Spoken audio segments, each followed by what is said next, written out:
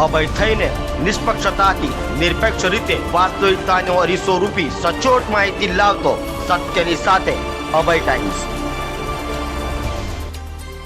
Athwa police મથકની હદમાં નજીવી બાબતે થયેલા ઝઘડામાં એકની ચપ્પુના ઘા મારી હત્યા કરનાર હત્યારાને પોલીસે ગણતરીના કલાકોમાં ઝડપી પાડ્યો હતો।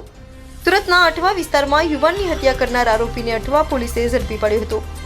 વાત એમ છે કે નાનપુરા ડક્કા ઓવરા ખાતે બે યુવકો વચ્ચે નાના બાળકો બાબતે બોલાચાલી થઈ હતી અને આરોપી વિશાલ રાઠોડે મૃતક નિલેશ વળગી નામના યુવક પર ચપ્પુ વડે હુમલો કર્યો હતો, જેમાં હુમલામાં ગંભીર રીતે ઘાયલ નિલેશનું ઘટના સ્થળ પર જ મોત નીપજ્યું હતું, તો આરોપી ઘટનાને અંજામ આપી ફરાર થઈ ગયો હતો।